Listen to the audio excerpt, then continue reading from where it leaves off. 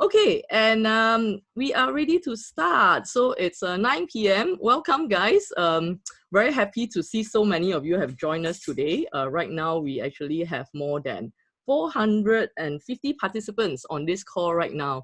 So first and foremost, I want to do a quick introduction. So my name is Violet. I'm the CEO and co-founder of Lunch Actually, and also known as Chief Cupid. So have been running the business for the last 16 years with my husband, Jamie, and it has been a very fruitful journey. So I think, like we are very excited that, we are able to run webinars in the last couple of weeks. So I think, like in everything in life, there's always a silver lining. So obviously COVID has not been pleasant for all of us. And I think some of you have also asked that, about my COVID journey. Yes, I was first a COVID patient and then now a COVID survivor.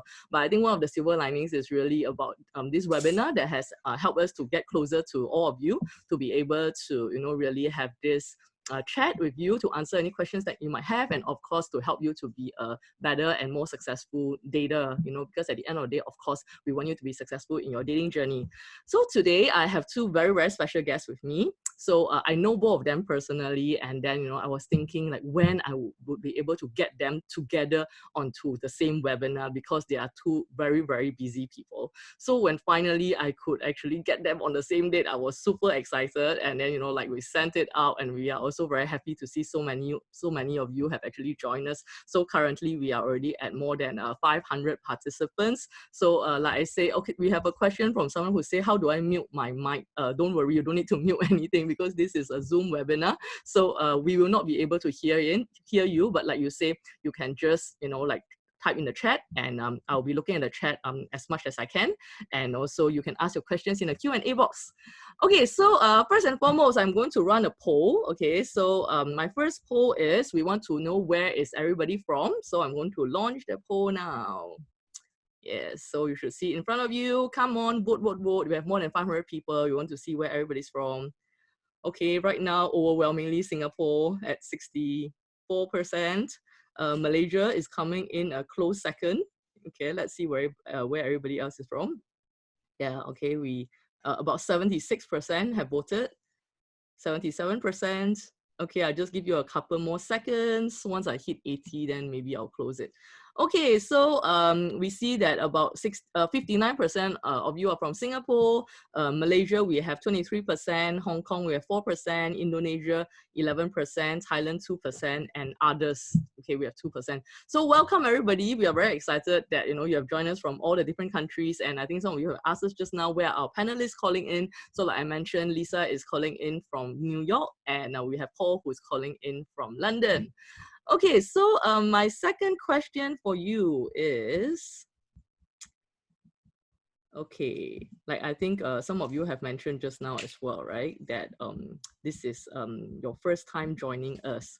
So we would like to see how many of our webinars you have actually attended. Okay, so I've just launched it. Yes, so yes, keep the answers coming. Okay, so quite a lot of people have answered, already over 50%. Okay, so we actually have a lot of first comers this time. Awesome. Welcome all of you. Like, so happy that you have taken your evening out to join us tonight. So more than 75% say that this is actually your first webinar. So you're definitely in for a treat, because like I said, I have two very special guests, which I'll be introducing to you very, very soon. So we have some who have attended twice. So more about 90 people have attended twice. And we have some loyalists, people who really love our webinars. So we have 24 people who have attended 3 webinars. Thank you, guys. So I'm just going to end it right now. Okay, so I think that gives us a good idea of where everybody's from and what you're looking out for as well at today's webinar. So right now, I'd like to introduce to you my first guest. I was thinking, okay, who should I introduce first? But I think ladies first, right? So I'm going to introduce to you my first guest, which is Lisa. Hi, everyone. Thank you so much for having me here. And I have to say, Paul and Violet are my two top people in the world to spend time with. And so I'm so excited for this. And I also have to note, Paul and I did not coordinate our all black outfits with our gray drapes. It just happens to be good taste, good state Yeah, taste. it's amazing. It's like, wow, you guys are like, as if you have just discussed all about this. Yes, I very know, nice. we're prepared. We're prepared. So basically, my background is I've been a New York State licensed master in social work for over 30 years and a matchmaker for over 21 years. So I've been in this a long time.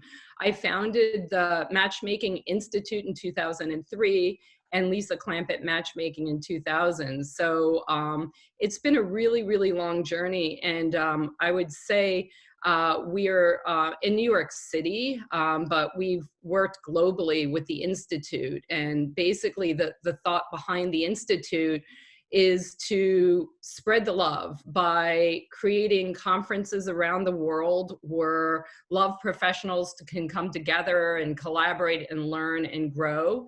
And that's been incredibly fulfilling and successful. And I feel like the three of us are here because we've been coming together year after year. So I'm so grateful for collaboration and connection. And I think right now, with the pandemic and such, we need this and our mission more than ever to help others come together. So I'm really excited to be here. And thank you so much for putting it together, Violet. Thank you, Lisa. And some of you might not know, Lisa is actually my mentor in this business because, like many, many years ago, so like how many years ago? Like 16 years ago, when Jamie and I thought, okay, we're going to start a matchmaking business. We thought, rather than just, starting everything by ourselves, like we thought, is there a place where we can learn about this? And then so I Googled it up and that was where I saw Matchmaking Institute. And so 16 years ago, I flew all the way to New York and that's how I met Lisa. And it's just been an amazing journey. So, we became good friends, we became partners. So excited to have you on this show today, Lisa. Thank you, Violet. Okay, and of course we have Paul. So I met Paul at one of the Matchmaking Institute seminars as well, or conferences. And every single time I meet Paul, I learn something new. And Paul is actually one of the people who have really inspired me, to like do these webinars, as well as I'm doing a series of talk shows on my Facebook as well. So I was so excited, like to get Paul because he is super busy, like he's like running TV shows, he's doing his podcast as well. So Paul, welcome. Thank you very much. Greetings, greetings, greetings. Can I say this, is that you really have assembled, I think, the Wizard of Oz here. You've brought the Wizard of Oz. Lisa truly is the Wizard of Oz. Like it's interesting. You said that like you and Jamie, that's who you went to. I think at a certain point, anyone who is legitimately in the matchmaking community at a certain point has to like, go see Lisa. At some point you've got to check in with Lisa, right? So really, she is the Wizard of Oz. That's how I got started as well. Is going to a conference that Lisa put on. Just a little bit about me is my background really is in finance. I was in investment banking for a bunch of years, and then managed money for a bunch of years. Got into the matchmaking space. Got really lucky early, and then was able to create a television career out of that as well. And I've been doing TV plus matchmaking plus a million other things. Like I'm truly Jamaican. I have about 10 jobs, but I'm here in London, and there's two shows that I'm hosting right now. One, crazy enough, we're shooting through this COVID madness. Oh wow! Yeah, which is really tough. But I will say that I think this is one of the most. I think this is one of the most insightful / interesting times to date and to connect with people. So I'm really interested in this conversation. Thank you, Paul. Okay, so, to all our attendants, participants right now we have more than 600 people who have dialed in. So if you are loving the lineup that we have today, I've just heard Lisa and Paul's introduction. If you're loving it, put it in our chat right now, like say, awesome. Yeah, so let us know what you think of the lineup we have put up for you today. Yeah, so if you think we have an awesome panelists up here, yes, please let us know. Yeah, thank you. I see Grace, Esther, Sharon, Sangeeta, Clarissa. Thanks for the support. Okay, so we are going to go right into it, okay? And before we go right into it, I think we want to understand a bit more about the profile of our participants today. Has say I'm with the love wizards. Yes, you are. Awesome, guys. Okay, so I'm just going to put out a poll because I think we really want to get a sense of where all of you guys are at. Okay, so I'm going to launch this poll right now. So the question is, when was the last time you were in a serious relationship? Yeah, so just let us know now. Now we have more than 600 participants on this. Okay, so the answers are coming in very fast and quick. More than 30% now, 40%. Yep. Let's keep going up until hopefully 100, but if not 80. Yep, quite a lot of people have answered. Thanks, guys. So the highest answer right now is 4 years and more. So it has been a while. We have a number of you who have said that you have never been in a serious relationship before. So I think right now the highest is 4 years and more at 35%. And then the next one would be you have never been in a serious relationship before. That's 21%. And about 18% is less than 3 years ago, followed by 15% who say 1 year ago, and 12% who say 6 months ago. Okay, so I think, I hope that gives a good context to our panelists today of our participants, where they are, when was the last time they had a relationship. Thanks, guys, for taking part. And my second question for you, to just give us a good idea on like what to focus on today, when it comes to answering your questions, is what are your top challenges when it comes to finding the right one? So you can choose more than one, so choose your top 3, and I'm going to launch the poll right now. Yes, please participate. Okay, I see some of you have started answering.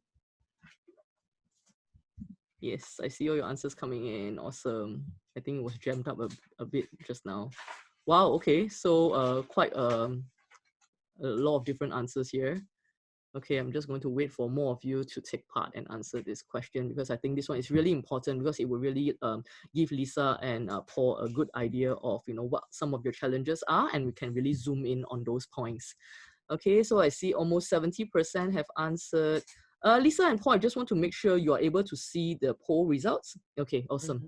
Yep, so just for our participants, the highest one right now is, I think is a tie between cannot meet anybody that I like and shrinking limited social circle. Okay, so I think the meeting part, the platform part is definitely one of the challenges that our participants are facing.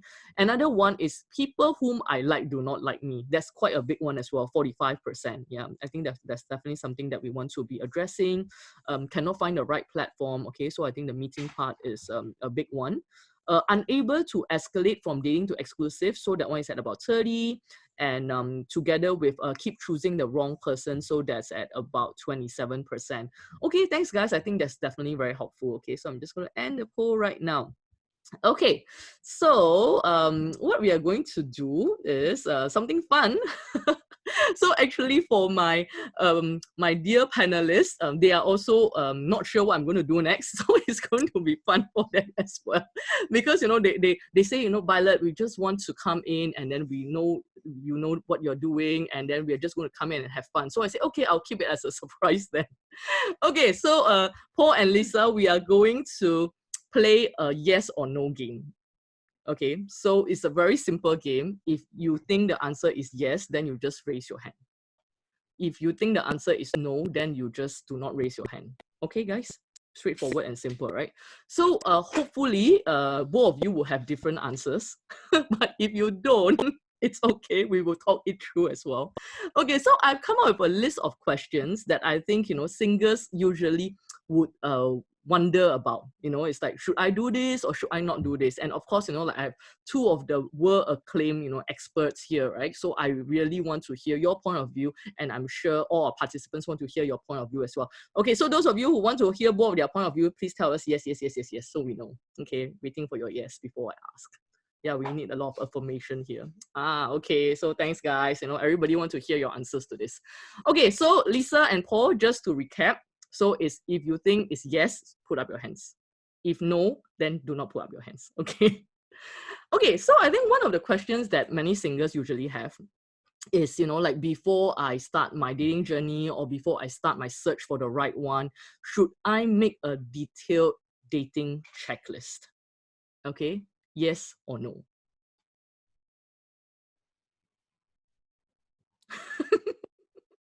Lisa, no cheating. It's just up or down. Sorry. We have no maybe. Okay, I'll say 3, 2, 1, okay, because we have many things to go through. So we cannot take forever to decide. Okay, so should singles create a detailed dating checklist? Yes or no? 3, 2, 1. Yay, we have 2 different answers. Okay, so maybe we go with Paul first. So Paul say no. Why? Because love comes in unexpected packages at unexpected times, and it's most important to know yourself, know your values, and leave it there. That's what I think. Now I can elaborate, but I'm just gonna leave it right there for now. Okay, awesome. Thanks, Paul. Okay, Lisa, what do you think?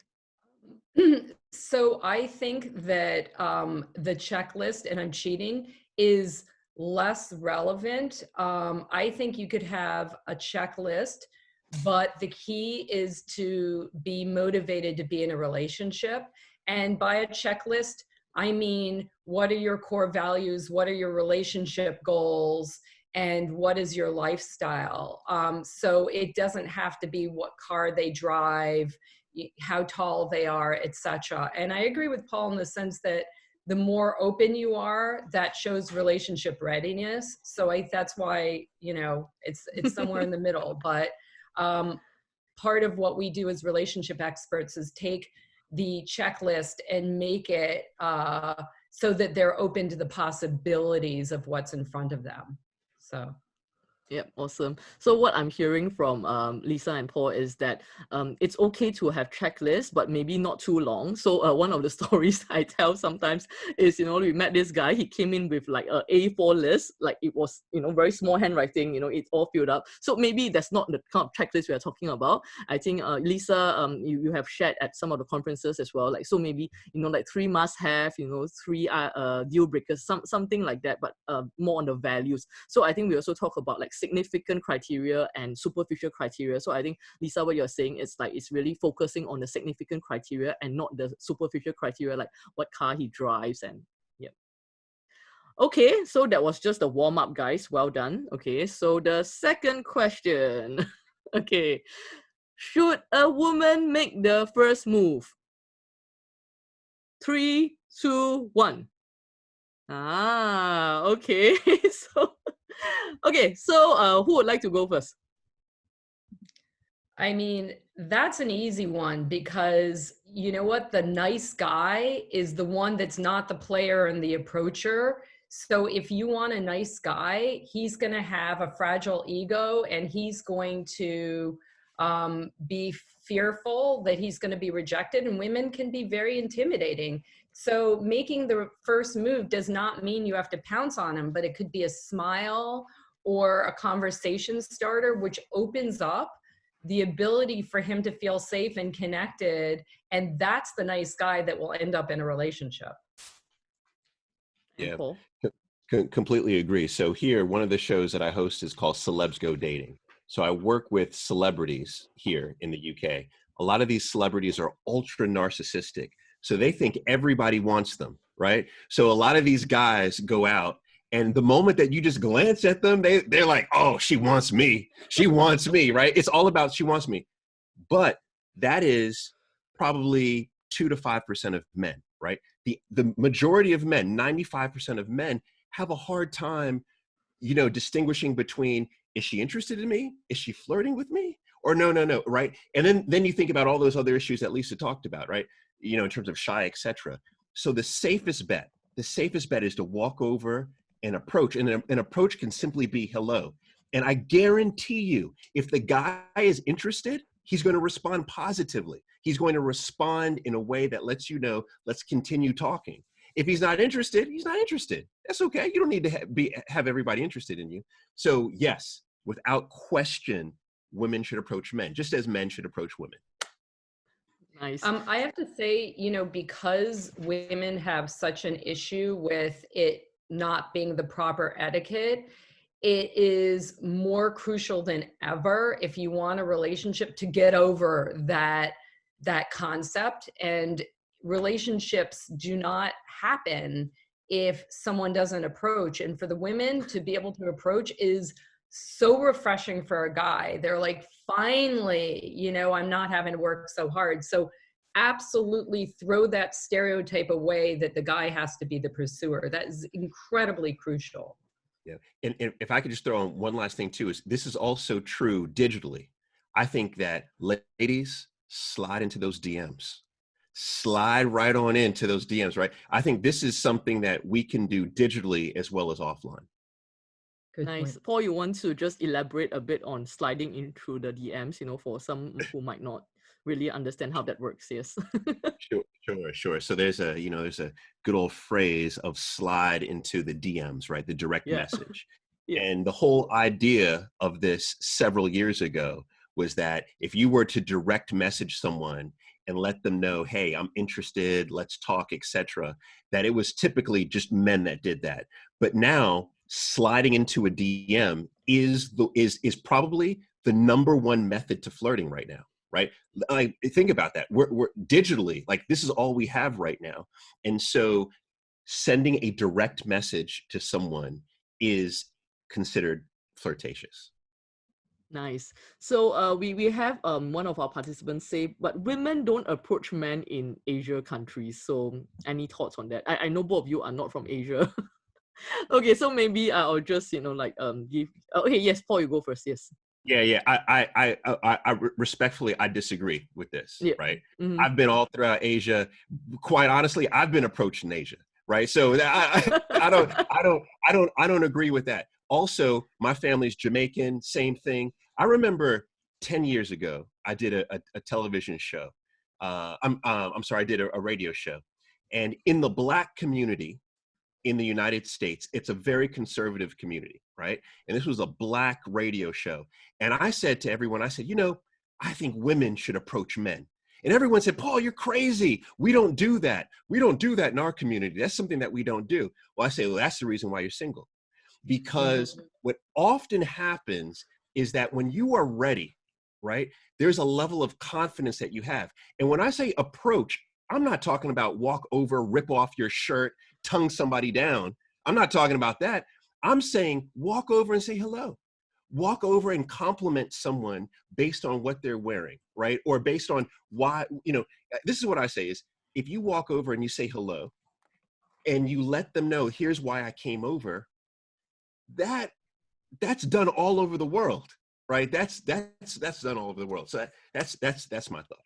That's my thought. Nice. So Penny says agreed. Okay, so maybe Lisa, you can help with this question over here, you know, in our chat. So I heard some people say guys like to be the hunter, otherwise they don't treasure the women who go after them. What are your thoughts on that, Lisa? Well, that goes back to the player. And players like to hunt, and they like to be triumphant when they get someone that plays hard to get. And then you enter a relationship of rules, which I am incredibly anti-rule, which is the girl needs to wait 3 days before she calls back. It's all about authenticity. I was talking to Paul this morning. If you're authentic and if you're real, the right guy wants that in a woman. He's not going to want to play games. I have been working with men for 21 years. And the guys that are chasers are the players, the Wall Street guys that like to play the game. They're not going to end up in a relationship. They're not going to be the amazing husband and father that you want. You're going to have to like dance around with makeup on as you go to sleep for the rest of your life. I mean, who wants that? The relationship guys, the good guys, love an authentic, available woman. And in fact, the #1 deal breaker for my clients who are relationship oriented is if a woman does not get back to them within a normal period of time, let's say 12 hours of texting, 24 hours of phone call, they're not interested because the woman, it doesn't seem motivated. So throw that out of the window. You do not want to end up with a player. Nice, thank you. So I love the way you put it. Like men that are serious, they like authentic and available women, and not women who like to play games. Thank you so much for that, Lisa. Okay, third question. And also, I'm sorry, Paul. I just have to say this because Yes. Lisa's waxing poetic here. I think Yes. also what Lisa said, I think is very important for everyone to remember is that also men who are serious about relationships, they want relationships quickly. So therefore, Yep. they don't want to play games. They want the speed fast. Every male client that I've ever had, they have been the ones who literally, let's get married right away. They're the first to propose. They don't want to mess around, especially as the men get older, right? So speed is important. Yeah, Nice, and to thank you. that point, you know, those of you, I don't know whether, you know, you probably don't know my history is I was ready to get married and I saw my husband across the room. I approached him. 20 minutes later, he said, let's go to Vegas to get married this weekend. And we were married with under 2 months. Done. Like, let's move it along. Let's start the ball rolling. You know, guys are ready. He was so relieved that I approached him. He was like, I just moved to New York City. The women are super unfriendly. Thank God someone approached me and was excited to talk to me. Literally 20 minutes later, let's get married. And we sent out the evites the following week. Guys, good guys are ready for a relationship. They want it to happen. Enough of this, there's no access. I know these are going to be additional questions here, but those are really, really important things to keep in mind is you're gaining access by making your destiny happen. Just my 2 cents. And I think, Lisa, also good to share. And now you've been married for like more than 17 years. Yes, and with 2 kids. Yes. Yep. So just follow up. Yeah. Okay, my next question. Should men pay on the first date? Yes or no? 3, 2, 1. I'm going to ask Paul first because what does that mean? Okay, Paul, go ahead.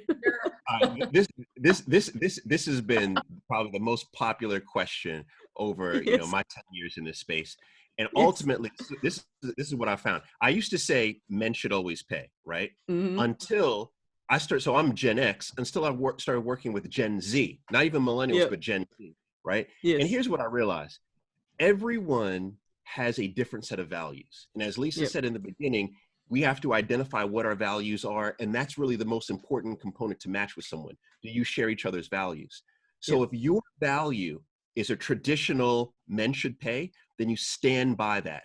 If your value is, you know what, we're in a day and age where I don't need anybody to pay for me, right? I'm the lady, I'm going to pay for myself, then you follow that. The problem that we run into is when we don't hold on to our boundaries. This is the issue. The moment that we start dating, we're in that first interaction and we don't hold on to our boundaries, that's the moment that we've lost control of the relationship, right? So the whole, I think that's why I throw it up. I think it depends on what your values are. Yeah, that's a great answer. Thanks, Paul. Lisa, you said yes. Why? So I think that as much as I hate rules, there's got to be guidelines. And being a matchmaker, it's easier for me because I set the guidelines. And it's not a value proposition that, for the rest of time, men pay and women don't. But it's sort of like, hey, listen, I had a great time. I'd love to, I love that I took you out for a drink or dinner and, you can take me out next time if that's something that you want, but I would love to do that. I think to set the ground rules as a matchmaker, it's really lucky because I just let everyone know what the rules are. The man pays and, the woman says, thank you. And then you guys can organize it after that. But I think that it's so confusing for both men and women right now that no one knows what you're supposed to do. So a woman can help a guy out by saying, thank you for the drink. I'll pay next time. Or, thank you for taking me out. So I think it's a balance of like communication. And I think the more we communicate, the less it matters what people end up doing. I just think as a matchmaker or relationship expert, guidance along the way is incredibly helpful. That being said, Paul, you have more experience with the younger generation. So you have to remember, my clients tend to be 30 to 70. And that's a whole different traditional generation. I think that there's a combination of confusion that even adds to role conflict, which is also the Me Too movement, which is huge in the States in particular. Like, is it inappropriate to offer to pay, etc.? So it's a very complicated topic, but I would say for the most part, as a matchmaker, I set the rules that you cannot go wrong offering to pay, and the woman says, thank you so much, I'll get it next time, or thank you for the drink, thank you for the dinner. Yeah, I'm with Lisa on this one, and I know where Paul is coming from, because now we do have some younger clients, so some of the ladies, like they are really like, I would prefer to pay on my own because I do not want to feel obliged. So they just feel that, I'm here for a first date. And sometimes it's so interesting, they don't even see it as like a first date. It's like kind of like a zero date. So that's why they feel like, it's sort of like neutral ground, and see what happens after that. Then they'll decide what to do. Yep. So yeah, we have some people who say, yeah, I feel that way. And next question, I think, yeah, I actually have more questions, but like looking at the time, like, so I need to like just scratch off 2 of my questions and then jump right into the one, which is my last question, which is sex on the first date. Yes or no? 3, 2, 1.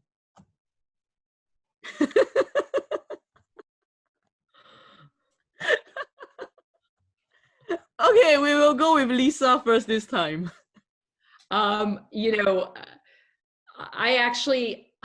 don't have a rule with that. I think that, again, if you're with a relationship-oriented person and you're on the same page, it's kind of irrelevant of whether you have sex on the first date or not. You could still end up getting married. I think where the pitfalls of that is rushing intimacy and creating something really quickly that is like the cart before the horse without really getting to know and build intimacy with someone.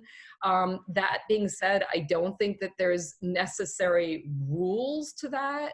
But I will add, people who tend to rush intimacy are thriving in this pandemic because they're forced to get to know people via virtual dates and phone dates, so that those who want to jump in and kind of be like, let's rush it, let's make it happen, are building intimacy without spooking themselves. So that's my caveat, is honestly, I don't think there's a rule to it. But if I had to say what someone should do, I wouldn't advise to do it. I don't think it's necessary to do that. Mm-hmm. Paul? I mean, I think you're going to see here that I really don't subscribe to rules, other than the rules that govern yourself, right? Yep. So I think that this is the exact question as when we're talking about who should pay. Yep. There are many people who have sex on the first date and they get married and they have the most beautiful relationships. And there are many people who have sex on the first date who, quite honestly, it blows up. A matter of fact, if you look at the ages, right? I remember back when I was matchmaking, and if I had a client who was, in their 40s or 50s, sex on the first date, no, never, right? Talk to some of my 22-year-old, clients out here. It's like, oh yeah, no. It's sex 3 times on the first date. Like, we are having sex before we meet, like dirt. Like, it's so there's different kind of expectations, but the question is, what are your expectations of yourself? as long as you know, this is why the most important thing we could do is know ourselves, know our values, and then hold on to those boundaries. So therefore, if you are one who you value that sexual intimacy, and for you, that's something that's status, that's fine, then you do it, right? So I think that the key is that you just have to know yourself and not bend. The problem is when you're on that date and sex on the first date is something that you don't value, but you think that's going to be the way to keep him, or that's going to be the way to keep her. So therefore, you step outside of your boundary in order to do it. That's the problem, right? So as long as you're staying within your boundaries, you're good. You're good. Awesome. I wish I had sex on. I wish when I met my wife, I had sex on the first date. I was trying to have sex on the first date, right? That's what I was attempting to do, but she wouldn't let it happen. So she held on to her boundaries. So for her, no for sex on the first date. Yeah. So I think you answered the question of one of our participants just now, because I think the person asked, what do you mean by boundaries? So I think, Paul, you have already answered that, because basically it's just what you want to do, the lines that you have drawn, and you are not, like you feel bad because, it's what the other person want, and you just kind of like, okay, I should just kind of compromise because, that's what he or she wants, so that maybe you could have a second date or even to hold on to that relationship. So that's what you mean by you need to know your boundaries and really keep to them.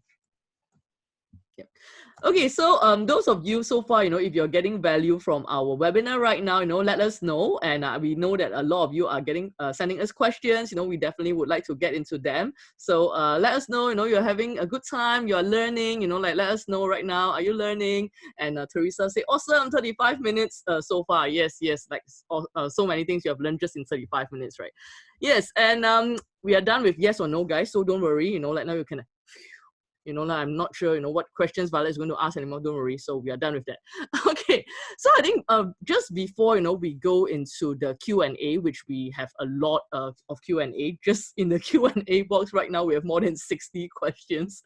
So we will get to that box and look at it. And we also have some questions that have been asked by the participants, when they register for this webinar as well. So I have 2 more questions for you, because I think, this would be a very important input, especially based on what some of our participants have said just now, their challenges are. So I think I'll first ask this to Lisa. So, Lisa, you've been a matchmaker for like so many years. What are the 3 most common mistakes singles make when it comes to dating?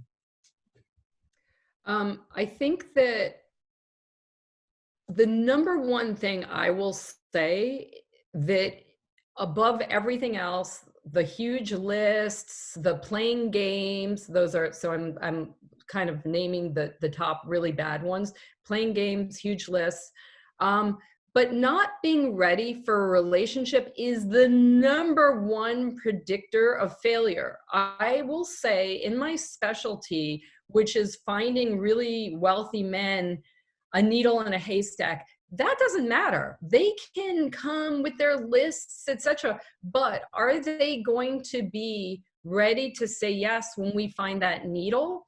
So I'd say not being ready for a relationship and putting up their barriers is the number one problem. But the huge lists, thinking that they know what they're going to end up with, is the biggest fallacy. People will think, oh, I want this, I want that, I want the opposite of what I just came out of, especially if someone's divorced, etc.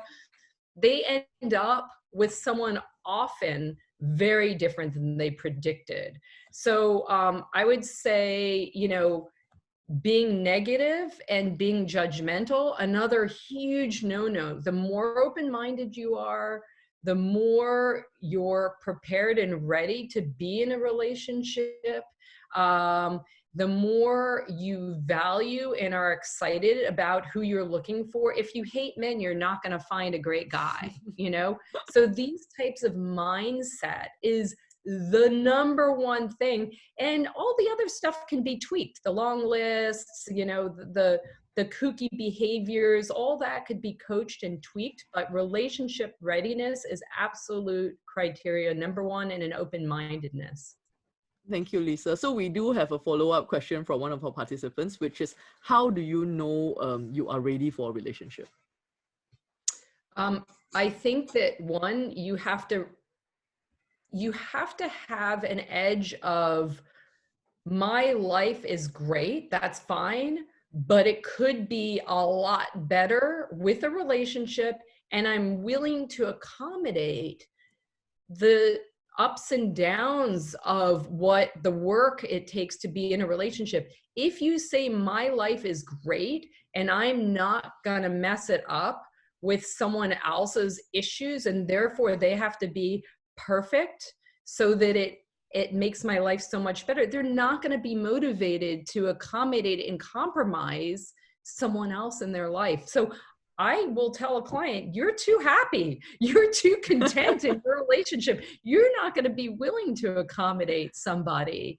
And that's really, really important. Are you open to someone's imperfections and really being there for someone through the roller coaster ride? And it is a lot of work. You think it's hard to find a relationship? Try keeping a relationship and making it function and work. That's the hard work. Yeah. When you say that, it reminded me of a friend that I met, a couple of months ago. So he's single, he's in his 50s, and then he said that, I want to find someone, I want to be with someone, but, can I just have someone where they just come in and just fit into my current life? Because I'm very happy with my life right now. If I'm going to get into a relationship, I need to do the wooing, the courting, I need to make changes to my life. Yeah, can I just find someone who just come in and just fit in, like a puzzle. So I think, Paul, you're like shaking your head right now. What do you have to say to that? Yeah, I think what we all have to remember is the best time to work on your marriage is before you get married. It's very important. The best time to work on your marriage is before you get married. And when you think about that, that means putting in all of the work that Lisa just mentioned, right? It's a combination of self-love, true self-love, saying to yourself, you know what? I like who I am. I don't need anyone else to make me happy. I make myself happy. Therefore, I'd like to have somebody in my in a relationship with, but I don't need anyone. That's very important, very important. Also, I think another component of being aware is knowing what you value. This is very important. I think that's the key with boundaries. Your values are like your rule book to life. It's like, these are the things that I need in my life. And it's very important for you to know what you need in your life. It's very important for you to know what your partner needs in their life, because if you don't need the same things, you don't need to be together. Okay. But if you know you need the same things, then you could be together. So for example, I value ambition. I value creativity. I value religion. My wife values the same things. Therefore, we can coexist. We have the same rule book to life. So I think this is key. But I've a couple other thoughts on, kind of like, things where singles mess up. Okay. Yeah. So one is not being ready, as Lisa said, right? Number two is what I call over-indexing on the physical. This happens all the time. I was talking to one of my boys yesterday, right? He's virtually dating this woman who lives in another country, and she sends him bikini photos, and he's like, oh my God, I love her. I said, she's 20 years younger than you. You guys have nothing in common. And he said, but think about the sex. The sex is going to be incredible. I was like, no. I think we often over-index on the physical. So that's a problem that a lot of folks have. And then three is just completely glazing over the warning signs. There are some distinct warning signs that happen in relationships. Like anytime that you have somebody, unfortunately, a lot of men who become violent in relationships do this, is they come in and they try to distance you. And they say, oh, your family's no good.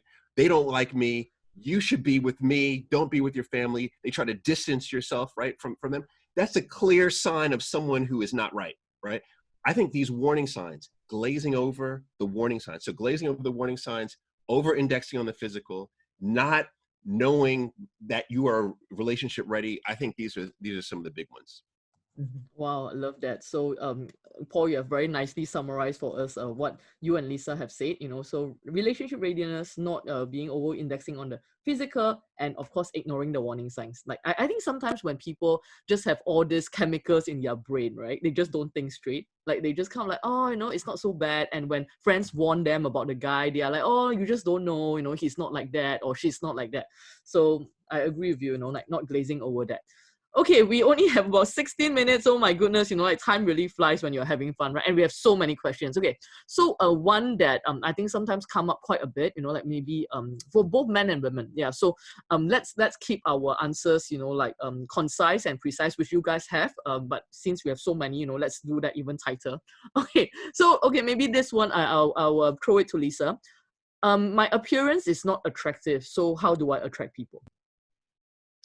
I think that, you gave a whole TED Talk on this, Violet. So watch Violet's TED Talk. That's how you do it. You are, first of all, you dress and you make the best of what you have, hygiene, looks, etc. You're friendly, you're impressed by the person, you're connected and authentic. And I think that those are all like making the best of what you have. And I've seen the wackiest couples that someone has made the best, they're funny, they're connected, and they have someone fall in love with that essence. They want to be around them. So we can't change certain aspects, but we can make the absolute best and work hard to accentuate what can be seen on the outside. Thank you, Lisa, for that. Paul, how do I overcome my shyness to talk to guys? Talk to as many guys as possible. Practice, baby, practice. I love that. That was really precise and concise. Love that. Okay, Lisa, how can high-achieving ladies appear to be less intimidating for men? So the biggest mistake high-achieving women make is thinking that they're intimidating to men because of their high achievements. They need to tone down the masculine energy and be impressed by a guy. A guy does not want a combative woman like, oh, I do this as well, I'm this success. Guys don't care about that. They want to be impressive to the gal. So let the guy have a break, sort of be in awe of what he has to say, be curious, engaging, and even flirtatious. That's all. Leave the pants behind and connect and be vulnerable. Thank you, Lisa. I see that Paul has something to add. So Paul, yes, please go ahead.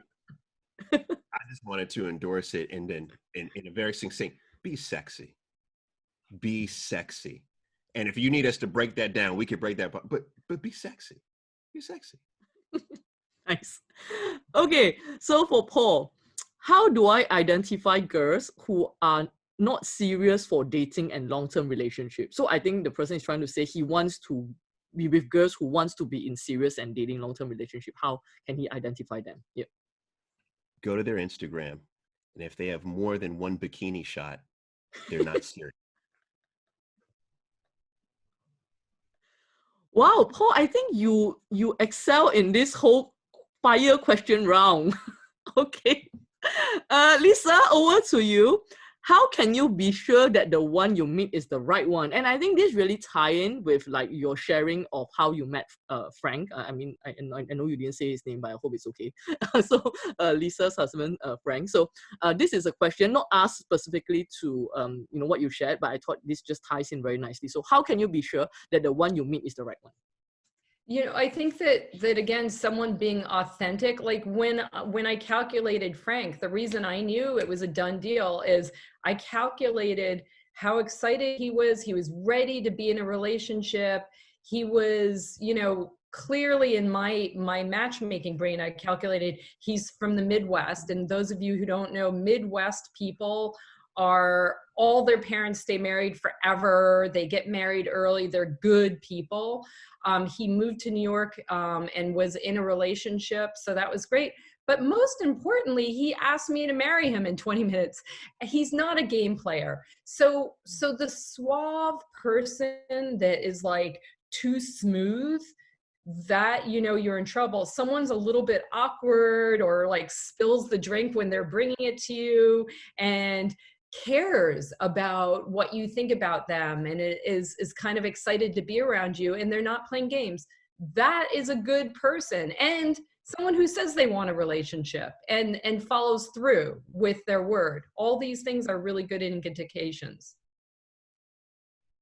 And I just wanted to add, a person whose character remains consistent in times of adversity, right? It's easy to be, a certain way when things are good, but when things get bad, when someone passes away in your family, when you lose a job, right?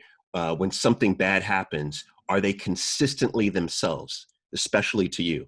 If they are themselves in time of adversity, you've got yourself a good person.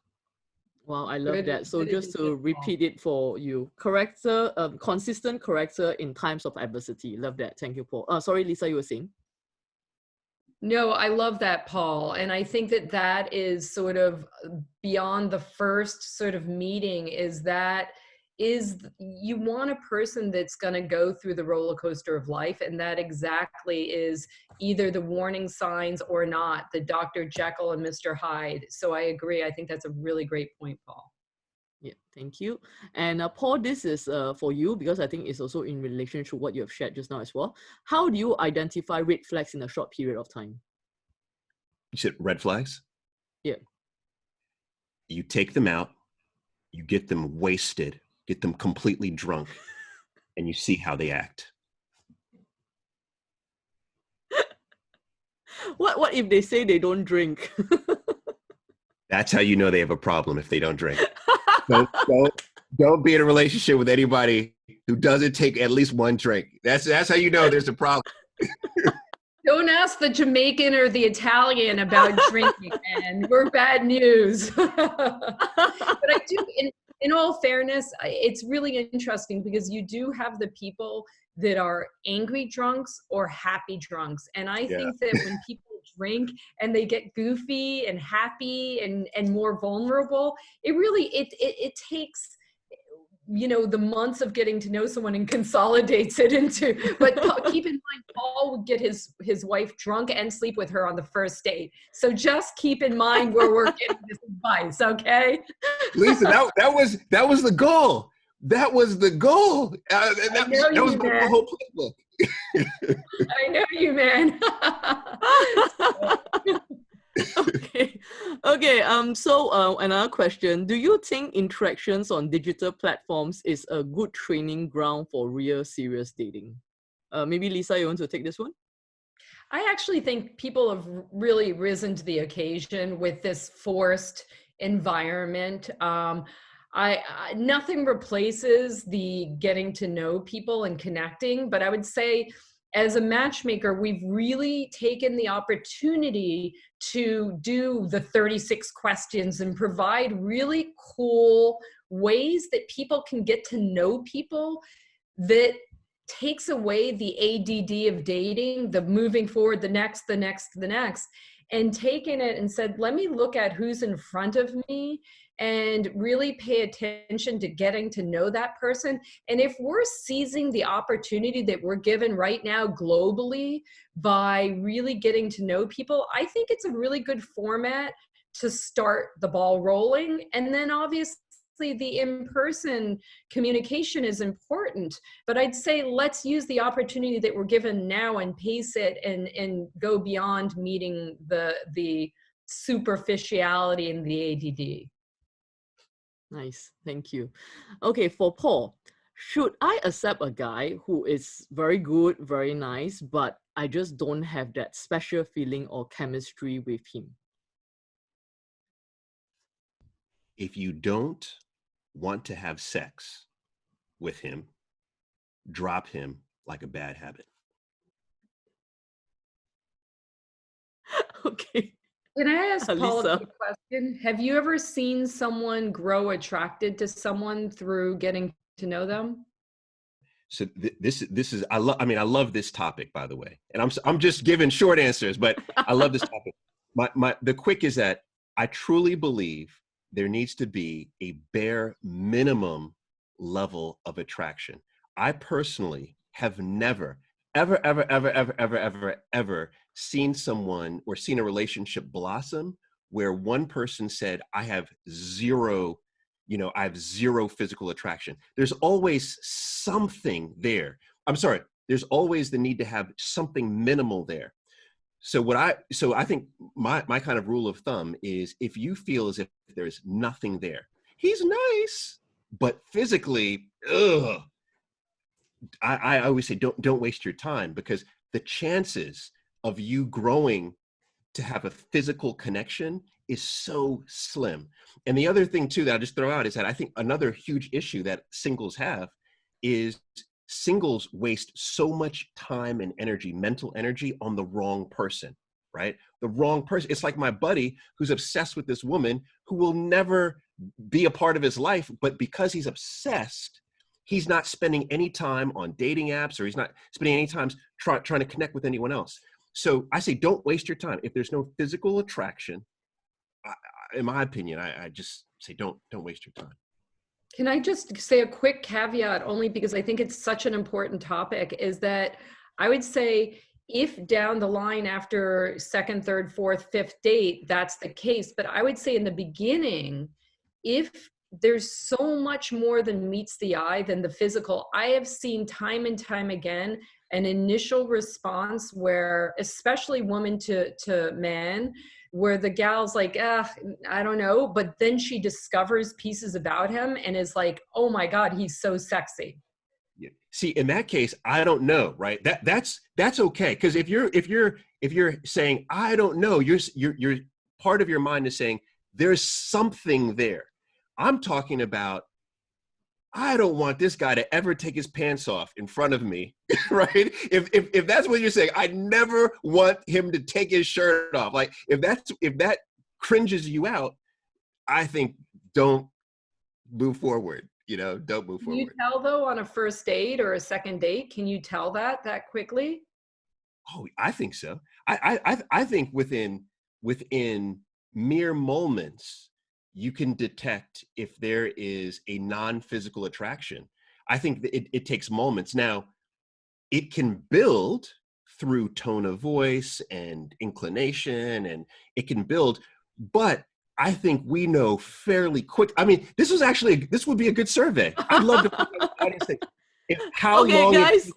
determine. I can see this is a very hot topic. Yeah, maybe we can do another webinar just on this topic. I think a lot of people are very interested. So if you guys, want to hear more on this topic, let us know now in the chat. I will try my best to get these two back. Some people have been saying like, wow, you guys have great chemistry. Yes, we are loving this. We have not seen each other for so long. The last time we met was in, where was it? Like, I can't remember. We were in London. Right? All of us, we were in London. Yeah, exactly. So yes, we are catching up. We are having a great time. Yeah, so people are like, yeah, it's already 9:55. Yes, love this webinar. Yes, please. Okay, so I need to stop both of you there, because I can see this is escalating, and people are saying it's getting more and more exciting. Yeah, but I really need to respect, like Paul's and Lisa's time as well, because, they are really busy people. I'm so thankful that to have them with me today. So, we are 3 minutes away. Maybe, do you guys just have one last piece of advice? I'm sure you have so much to share, but just, one last piece of advice for our audience today, because, like today's topic is really, I'm single, I am attractive, I'm eligible, why haven't I found the right one? So just one piece of advice, what would it be? I would just say, make sure you actually do want a relationship. And if you do, be as open as possible and as flexible of what that might look like, and approach and create your own opportunities. Thank you, Lisa and Paul. Yeah, I say right today, I'll give you 3 things I believe everyone can do. First is think about what you value, your top 5 values. That should be those are your boundaries right there. So think about that. That's one. Secondly is think about what you find to be sexy about yourself. And if you don't find anything to be sexy, then think about what could be sexy and then work on that. Because I feel like dating is like a battle, and your sexiness is like your weapon. Like what weapon are you going to take to the battle, right? So think about that. That's like, and then third is be bold. Lisa and I were talking about this today. We Violet, God bless, you're here. You might not have been here with us. Life is too freaking short to play small. Play big. Be bold, right? Go talk to him. Go talk to her. Make the big asks, right? Dude, life is too short to play small. So these are my 3 things. Values, know your weapon, know what makes you sexy, work on that, and then be bold. Go do it. Go do it. Go do it. I love this, guys. So, like those of you who are tuning in right now, it's amazing, like our number of participants, it have stayed consistent throughout the entire call. We are at like more than 670 participants today. So we have something very special for you, like thanks for being with us. So, we're just going to share with you that the first 50 of you who are going to send your name, your email, and your phone number to us right now in the panel, to the chat, you are going to be eligible for a complimentary virtual coaching session. So because I know a lot of you have questions, we see so many questions coming in, but unfortunately, we do not have the time to answer all your questions. So, we actually have our dating coaches as well. And, like all of them are trained and, like I say, have been certified by Lisa, have been working very closely with Paul as well. So if you'd like to get a virtual coaching session with one of our coaches, please send in your name, your number, and your email. So we see a lot of you sending it right now. And just to throw in something special as well. So like what Paul has said, like very grateful to be alive, very grateful to be here, because like you say, we all don't know what might happen. So I would like to meet up with some of you through a virtual call. So, like also let us know what country you are from, because I'm going to pick one special person from each country, from all of you who are tuning in right now. You're going to send us your name, your email address, as well as your number. I will personally do a coaching session for you. So we are going to choose one from each country. Yep. So looking forward to be speaking with you guys. We will still be here for those of you who are interested in the complimentary virtual coaching session. Your name, your number, as well as your email address. And once again, thank you so much, Lisa and Paul. I enjoyed this session so much. Like I personally have learned so much from both of you guys. I've been like busy writing down notes. And like if we have the pleasure to have you back with us again, we will love it, because the audience is obviously loving this. They are like, oh my goodness, 1 hour is just simply too short. And yeah, other things you'd like to say, feel free to just unmute yourself, like shout out to our audience. Yeah, I think they have been a great audience. You're both mute, so. I always get nervous and shy with these type of things, but I have to say, I had so much fun. You guys are such a pleasure, and I could spend an eternity with the two of you. And I'm so grateful to just constantly be reminded how important it is to spend our precious time with people we care so deeply about. So thank you so much for this honor. Thank you, Lisa and Paul. Yeah, I completely agree. Life is short. You want to do it, doing things you love with people you love. And that's exactly what happened today. So it's a blessing. Lisa, always a blessing to be with you. My sis, Violet, always a blessing to be with you. Everybody watching, we're all family now. We shared a moment, right? Life is about moments. You never get them again. We all shared the last hour together. That's a moment, right? We have to cherish those things. So it's great to share this moment with everybody. Yep. So thank you so much, guys. And like I say, please send us your name, your email, and your number if you'd like to have a complimentary coaching session with one of our coaches. And that's all for tonight. And I hope to be back again with another webinar. Bye, guys.